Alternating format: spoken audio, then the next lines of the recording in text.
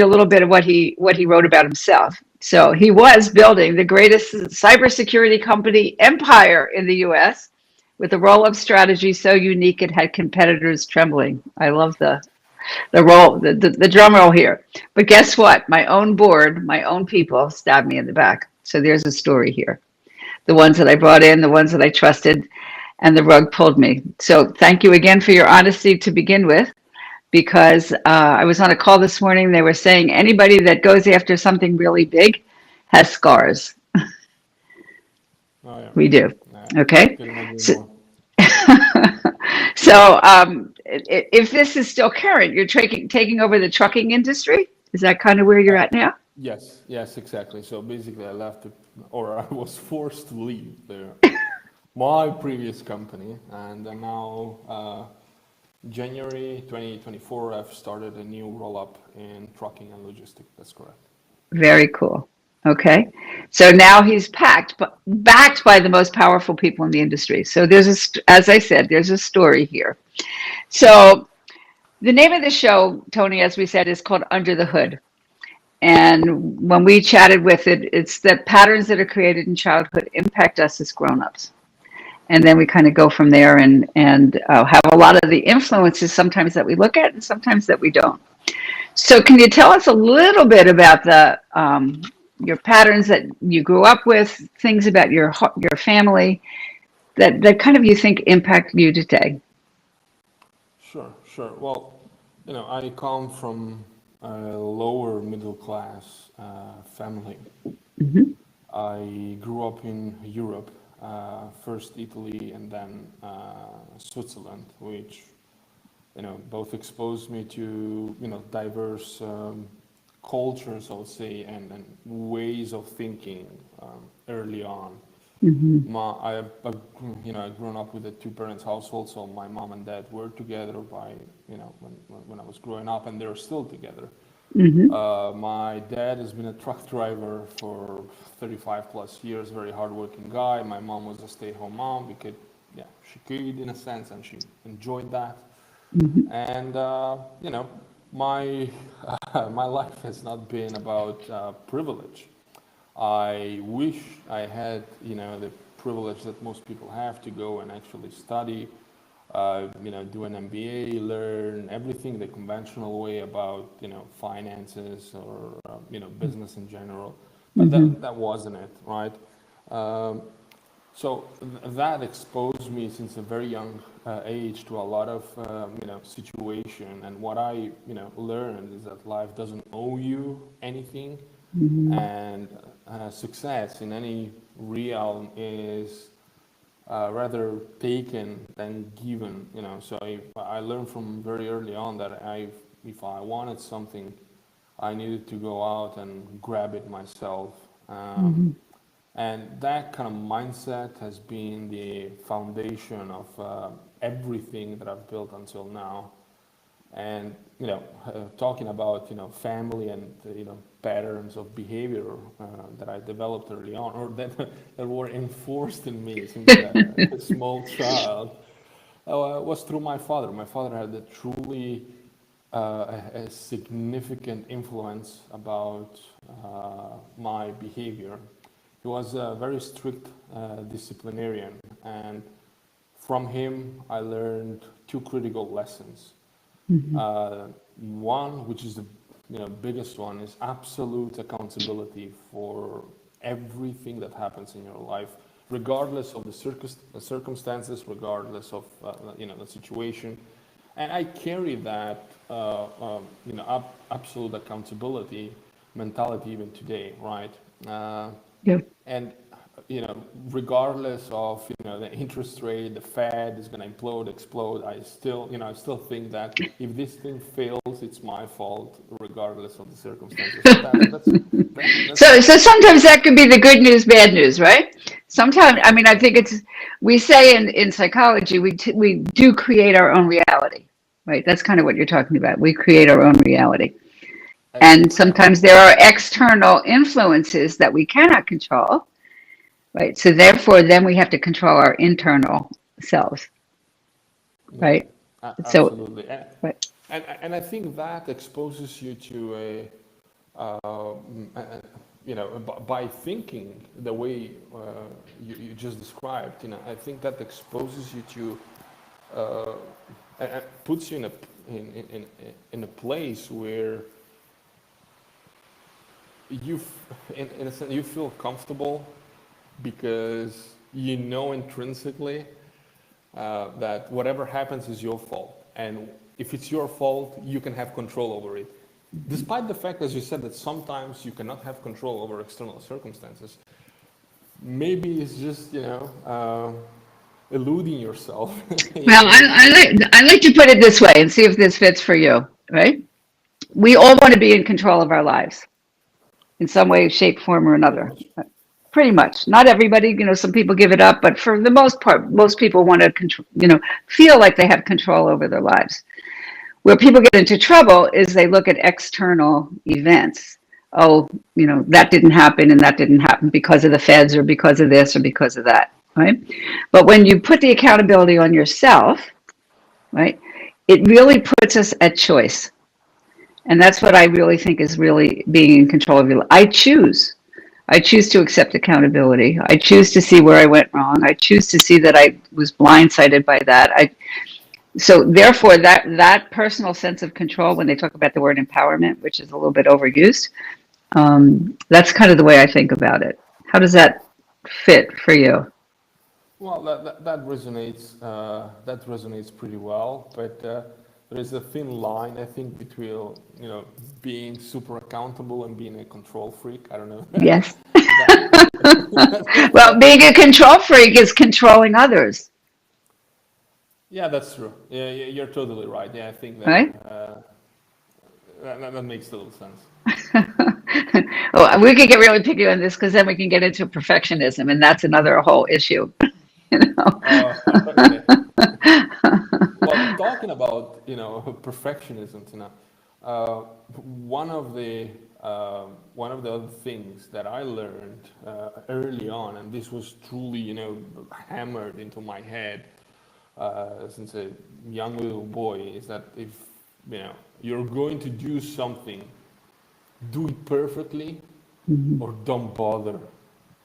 Mm, And this, I don't know if that makes sense, but at least to me, when I yeah. self-analyze a bit whatever happened in my life and where I'm at, was a double-edged sword, Hmm. because it doesn't allow you to execute like you have no limits to your ability. And I think Hmm. acting, acting like you don't have any limits. It's crucial to success. But if you get hammered into your head since a very young age that you need to be this perfectionist, right? Right. Either you do it perfectly or you don't bother, don't do it, don't start anywhere, because you will not be able to do it Right. perfectly. It's it's like Well, a triangle. it's the black and white of it, right? That is limiting, Exactly, right? exactly. Right. And what we do know too, and I think again, I think you can relate to this, Tony, is that failures, the way that I kind of think about it, is only a failure if you don't learn something from it. Well, that's very profound. I truly believe that everything that happens, good or bad, you should always learn a lesson out of it, especially out of the bad stuff. And Hmm. I can talk a bit about bad stuff, bad choices, bad experiences, and some of them were just, okay, it happened. What's the lesson? Some of them were oh shit, I lost $10 million worth of equity. What I'm gonna do Hmm. now, okay, because Hmm. of my own choices. So I totally agree, but how you make that shift, right? How Yes. how you interpret what happens to you as a lesson. I think that's where most people struggle. Yes. Yes. And I have lots to say about that. But since this is your interview, we can talk because you're talking very much in the struggles that people have. And that's kind of the purpose of us having this conversation. of getting into the black and white of it, the right or wrong of it, the judging of ourselves, which when we do that, we leave no room for humanity and for actually reality and truth. Yeah, Because absolutely. nobody has all the answers, nobody is perfect, and we learn by the consequences of our own behavior, right? So either we learn from them and we make those adjustments, so we can talk a little bit about some of the adjustments that you actually made, or we don't. And then we keep going around and around and around in that same, that same cycle. So what Mhm. were some of the adjustments that you made that you kind of came to some realizations and you started to make some shifts? What a great question. Well, let me tell you first. The discipline and perfectionism. I inherited from my dad. As I mentioned, have been a Mm-hmm. double-edged sword. So one of the things that I changed is being fast rather than being perfect. I believe that Mm-hmm. speed is one of the most important things, one of the tools in your arsenal that you should constantly be Mm-hmm. using. Speed matters. Everything moves fast. Your competitors, money, your team, everything around you moves so fast. Life, time, you name it. Everything around you moves fast, and it will continue to move forward regardless of what you do. So one of Mm-hmm. the most powerful tool that you have is moving fast rather than uh, being perfect, having a perfect plan. Rather, okay, you have a concept, just execute on it. It's life. You push through something, you're gonna have an answer, you're gonna have a feedback, right? So Mm-hmm. I think this is one of the changes that I implemented early on, and I was forced to implement as soon as I started in business, which started 5 years ago doing roll ups and acquisitions on my own, and you know uh, this relentless pursuit, I would say, of perfectionism has lost me personally Mm-hmm. a lot of deals, a lot of relationships, and the ability to create opportunities when others saw problems. Because again, you always wanted this perfect deal, you know, Right. this perfect opportunity. It doesn't work like that. I learned it the hard way by losing a lot of Yes. opportunities. And on the other hand, I learned to balance a little bit that mindset um, with something equally important, which is listening to my gut feeling, my instinct. Good. I mean, Tina, this is Yeah. with speed, coupled with speed, is one Yes. of, uh, if not, in my opinion, the most important skill that you should develop. How you do that? I'm not an expert. Consult with an expert. But probably it's the way I've have been raised and put into different scenarios as a kid. Where I almost needed to have that primordial human instinct Yes. to So have you that bring up, level of awareness. Tony, you bring up something that is absolutely positively critical, and there's a lot of different ways that we can talk about it, because that is my playing field, you know. But really, what you're describing is a mind and a body relationship. So the mind is logical, right? I should do this, I should do that, I should do this, I should do that. But the heart has another language.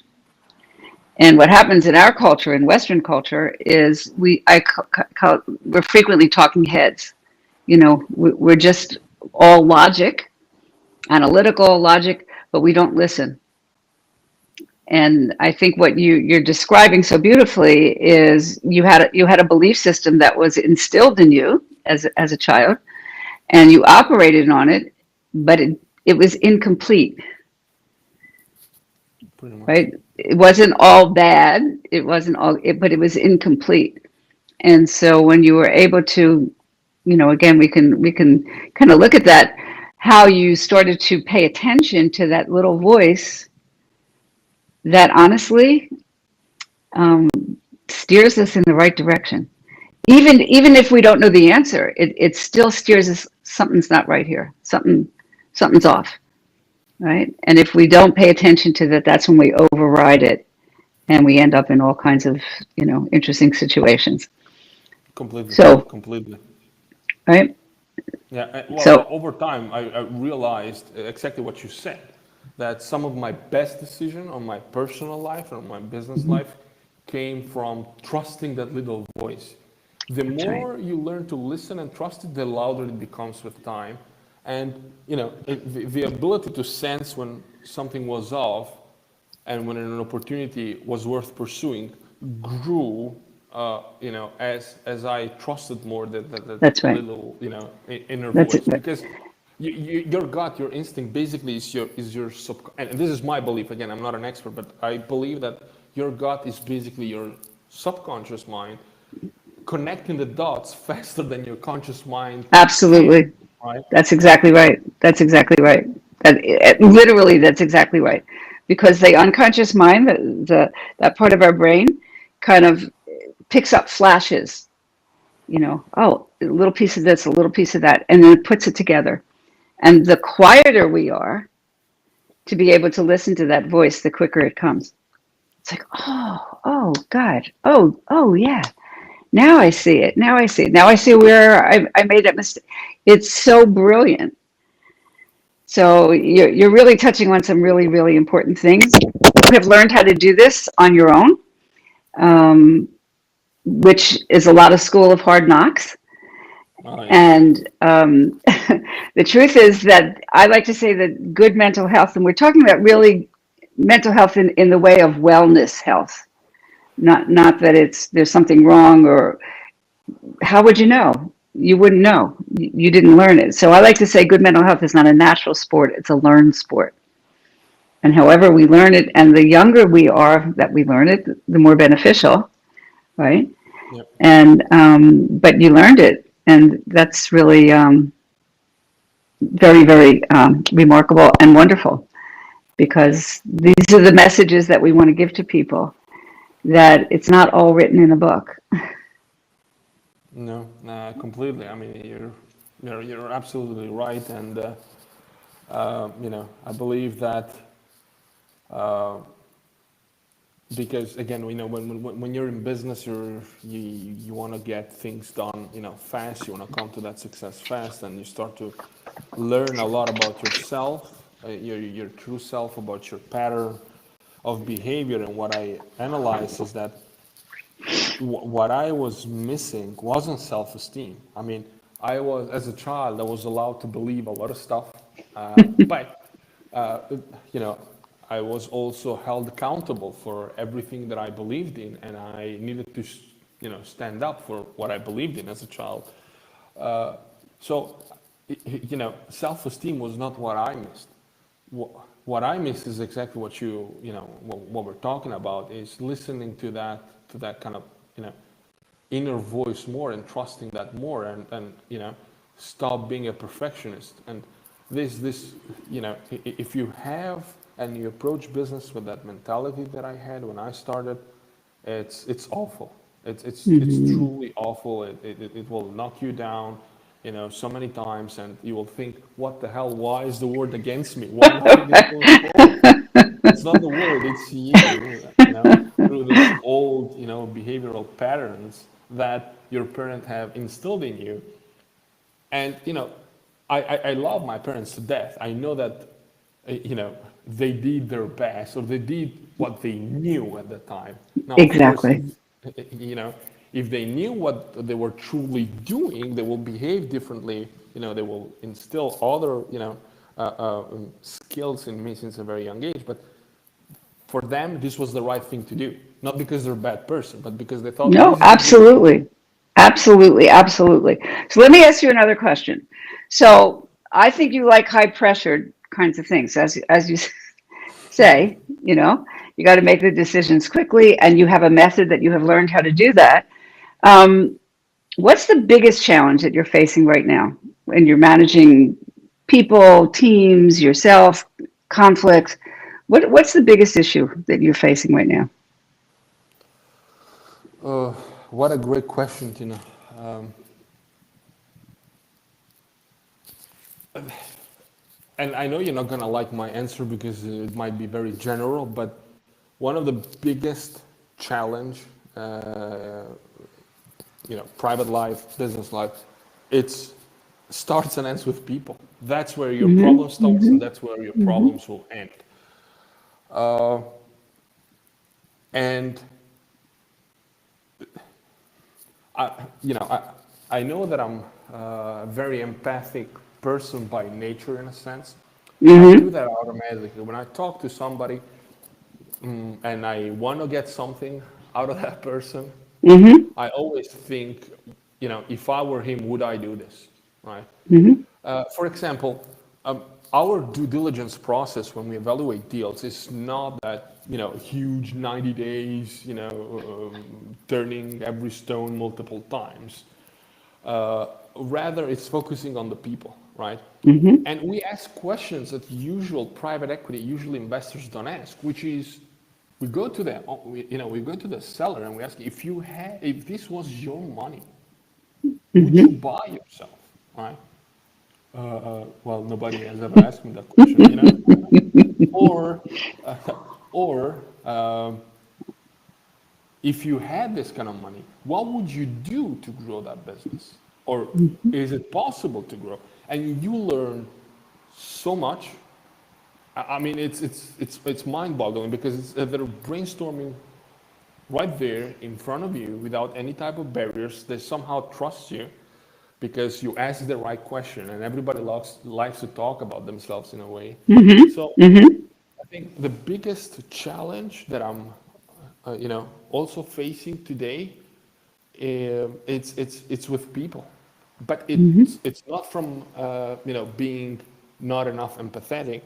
I think it's the other it's the other way around, because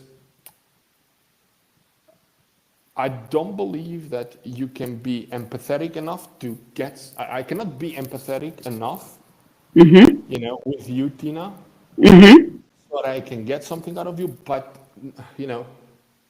not get emotionally attached to you. I don't know Right. if that makes sense. Oh, it makes perfectly good sense. Makes And perfectly good sense. with deals, if you get emotionally involved with if you get romantic with your deal, you might end up, investing in some truly bad stuff that will come and, Right. explode in your face later on. So Yes. I Yes. think that's one of the challenge that we're constantly not just myself, even my team, which is, combined have over 300 years of experience. We're all facing the same challenge. We want to cut through the BS, if you want to say. We Yeah. want to learn the true nature of the business, how is it making money, and the mindset of the the current owner, of the seller behind. We're not going to do that by asking standard questions. We need to be So empathetic.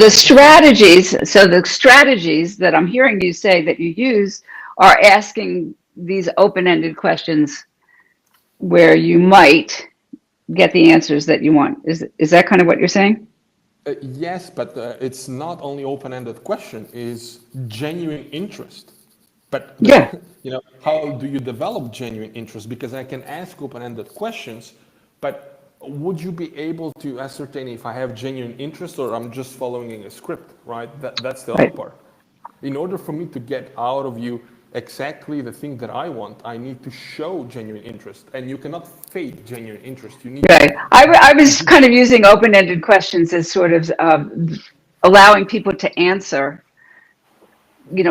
rather than putting it into a box, a check box. So I think we're talking about the same thing, actually.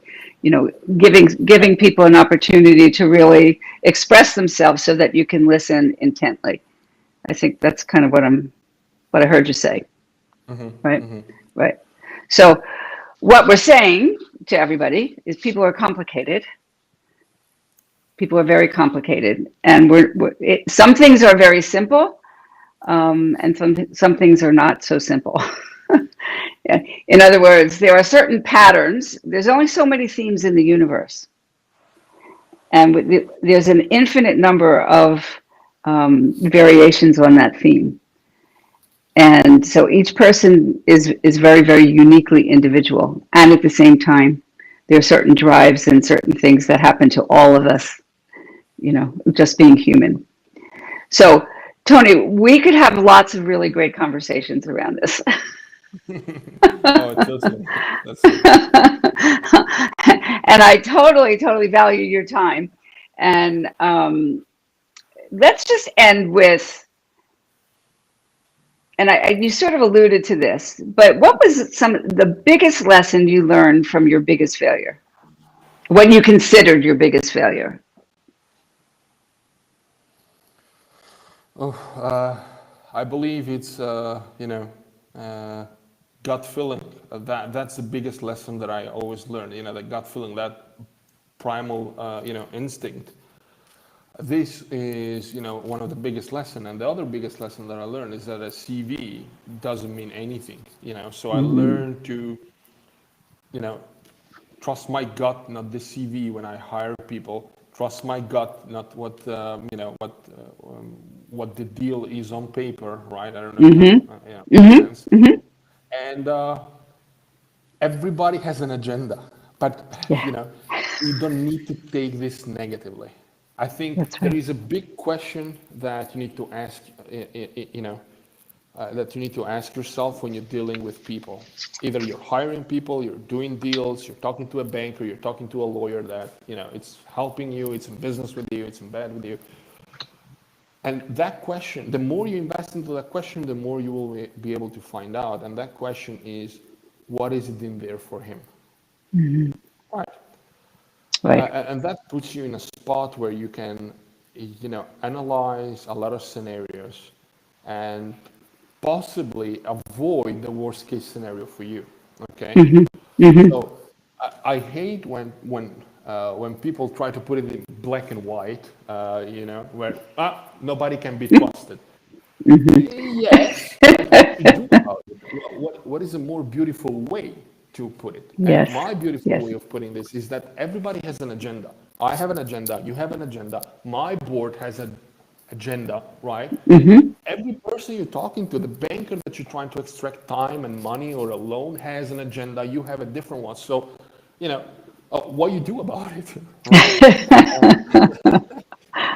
There is not much you can do about it other than prioritizing what's good for all parties involved. And Right. another foreign concept to me is the fact of uh, and you heard this multiple times. It's a win-win situation. Okay, Mm-hmm. this is a win-win situation for all of us. I think this is a wrong concept itself because out of a negotiation, out of a business between two people, you can have an outcome where both parties benefit, but one of the parties will always benefit a bit more, and you Mm-hmm. should be okay with that. All right. Yeah. So, Yeah. and what kills a lot of negotiations, what kills a lot of good deals and a lot of good relationship is when you find out that the other person got a bit more than you out of this. And then you think, why? You start to get, kind of crazy, jealous, this, that, envy. But that's nature. This time, maybe, he had the upper hand. So you had a win, he had a win, maybe slightly better than yours. Yes. But next time you engage, you might have a lever. So this is how life works, how a business basically goes. And you should, you should basically self-analyze Right. because again, great business relationship, great negotiations come from great collaboration. You should. Beautiful. I think that's a beautiful thing to end on. And what I want to say for everybody that's listening is I want to point out how much self work you have done and that I'm sure that you continue to do. Because I have a little saying that, if you want to change, your organization, you want to change your family situation, you want to change the world, it starts by changing yourself. And everything kind of goes from there. How people respond to you, how you respond to others, that self knowledge is absolutely critical. So I want to thank you again. We're going to get this out. And how can people get in touch with you, Tony? Well, basically through my LinkedIn profile, it's open. People can see what I'm, what, what I'm doing, what I'm yapping about. Uh, And yeah, so if anybody is interested in acquisition, roll-up strategies, and everything, that is concerned that side of the world, I'm happy to help, give them advice and go where most people wouldn't go. Because again, I've learned some very, very big lesson the hard way, which cost me a lot of money. But I'm happy to give back to people who want to learn from somebody that been there and done that.